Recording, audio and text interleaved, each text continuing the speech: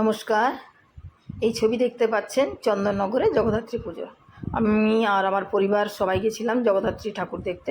আমি খুব ছোটোবেলায় গেছিলাম, তখন লাইটের হালকা কিছু মনে আছে, খুবই কম, সে স্মৃতিটা খুবই ছোটোবেলার ব্যাপার তো।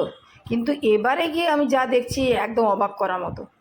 কিন্তু গেলে একটা যে কোনো, যে আমি গাড়ি নিয়ে গেছি সেই জন্য আমি গাড়ির ব্যাপারটা বললাম, যে কোনো একটি পার্কিং লটে গাড়িটি রেখে দিয়ে বাগবাজার বলে একটি জায়গা আছে, ওখানের বিখ্যাত মা, দারুণ ঠাকুর। আর বুঝতেই পাচ্ছেন যে ঠাকুরের কারুকার্য দেখে সত্যি মন ভরে যাওয়ার মতো।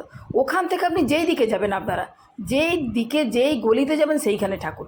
মানে যেখানে পুলিশকে জিজ্ঞাসা করছে কোন দিকে যাবো, বলে যেই দিকে যাবেন সেই দিকে ঠাকুর। তাই দেখলাম যে আপনি গোল গোল ঘুরতে থাকুন, লম্বা ঘুরুন, আড়ে ঘুরুন, যাই ঘুরুন, সব দিকেতে আপনি ঠাকুর দেখবেন।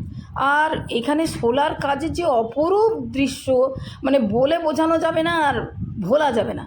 আমরা যেহেতু একটু বেলাবেলি গেছিলাম, আমি লাইট সেরকমভাবে দেখে উঠতে পারিনি, এই সামান্য সামান্য লাইট দেখছি। কিন্তু হলে কি হবে, ঠাকুর আমার দেখে একদম মন ভরে গেছে।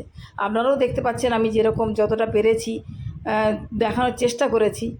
তো যদি আপনাদের ভিডিওটা ভালো লেগে থাকে, লাইক, শেয়ার আর সাবস্ক্রাইব করবেন।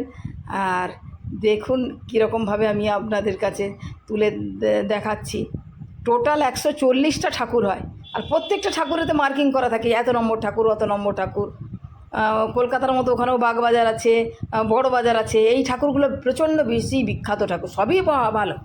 ঠাকুরের তো ভালো খারাপের কিছু সবই ভালো, কিন্তু এখান থেকে অনেক ঠাকুর আপনি দেখতে পাবেন। আর এই যে লাইট, এই লাইটগুলো জ্বললে তো আরও খুব সুন্দর দেখাতো। এই যেন বড় বাজার, এই বড় বাজারের ঠাকুরটি প্রচণ্ড বিখ্যাত ঠাকুর।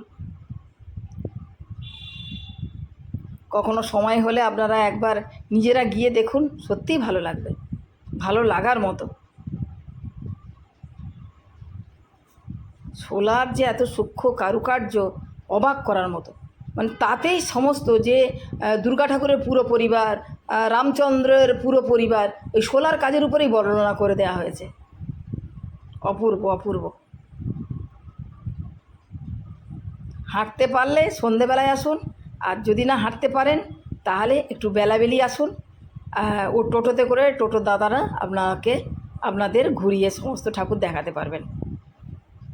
কারণ 2টোর পরে ওখানটা সব বন্ধ হয়ে যায়, তখন আপনাকে হেঁটে হেঁটেই সমস্ত ঠাকুর দেখতে হবে। এইসব ঠাকুর খুব প্রাচীন ঠাকুর, মণ্ডপেই ঠাকুর থাকেন, এই যেটা এখন দেখাচ্ছি।